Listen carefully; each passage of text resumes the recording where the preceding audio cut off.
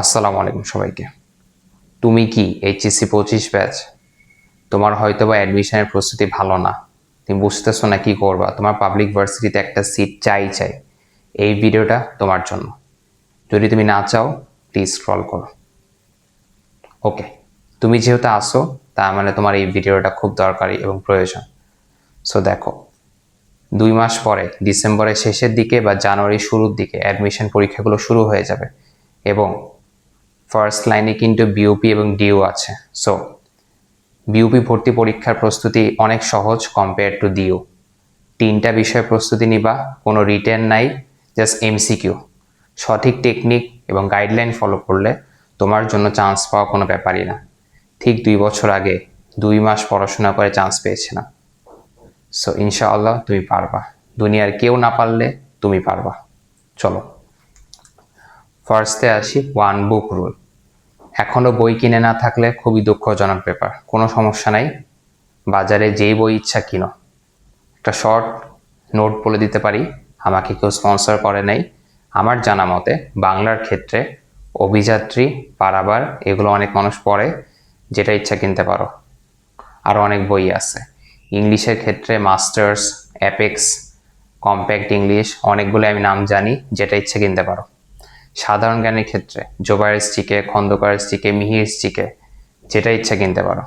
তবে যেই বই কিনবা, যেই সাবজেক্টের একটা বই কিনবা, ওই একটা বইয়ের যেগুলো টপিক বা চ্যাপ্টার আছে সব কিছু পড়ে শেষ করতে হবে, জাস্ট শেষ করতে হবে, কোনো কিছু বাদ দেওয়া যাবে না। ওকে, সেকেন্ড অফ অল, দিনে 3টা করে চ্যাপ্টার মিনিমাম শেষ করা। সকালবেলা উঠে ঘুম থেকে উঠেই নামাজ পড়বো, নামাজ পড়ে একটু পানি খাবো, খেয়ে বাংলার একটা চ্যাপ্টার ধরবো বই থেকে।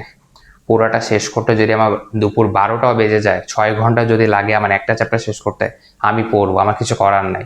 আমি এতদিন পড়ি নাই, এটা আমার শাস্তি, এটা মাথায় রাখতে হবে তোমার।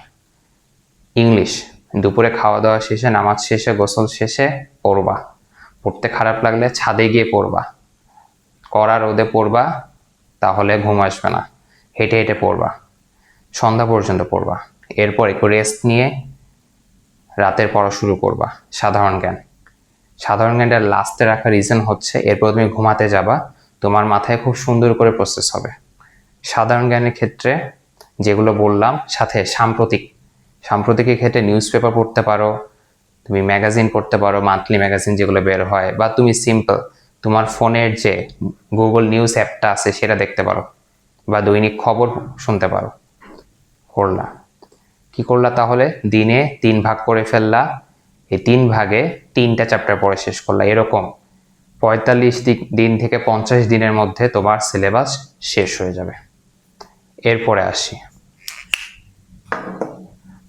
তোমার ওয়ান বুক রুল শেষ, তোমার 3 চ্যাপ্টার্স পার ডে শেষ। এবার আসি অ্যাটলিস্ট 20 সেট মডেল টেস্ট। ভাইয়া কোথায় পাবো? অনেক জায়গায় এক্সাম ব্যাচ অনেকভাবেই মানুষজন চালু করে, অনেকে ভর্তি হয়, অনেকে অফলাইনে এক্সাম দেয়, অনেকে অনলাইনে এক্সাম দেয়, অনেকে জাস্ট মডেল টেস্টে বই কিনে পরীক্ষা দেয়। যেটা ইচ্ছা করতে পারো, আমি কোনো কিছু সাজেস্ট করব না, যেটা ভালো লেগে করো। একটা জিনিস বলবো, মডেল টেস্ট দেওয়ার থেকে প্রিভিয়াস ইয়ারের কোয়েশ্চেনগুলো যদি না দেখে সলভ করতে পারো, এটা বেশি কাজে আসবে।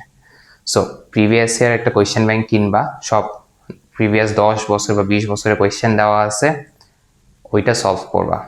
20 সেট মিনিমাম। কেন বলছি?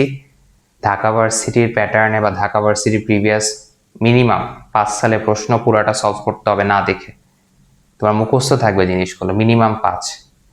Chittagong varsity, Rajshahi varsity, Khulna varsity, GST, এগুলোর প্রশ্ন সলভ করা জানতে হবে।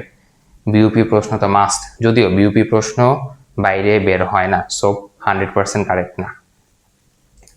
সো আমাদের কি হয়ে গেল? One book rule, 3 chapters per day, at least 20 set model test. Last of all একটা জিনিস বলবো, নিজের প্রতি কনফিডেন্স রাখতে হবে এবং এই সময়টাতে খুব কঠোর পরিশ্রম করতে হবে এবং বুঝে শুনে পরিশ্রম করতে হবে।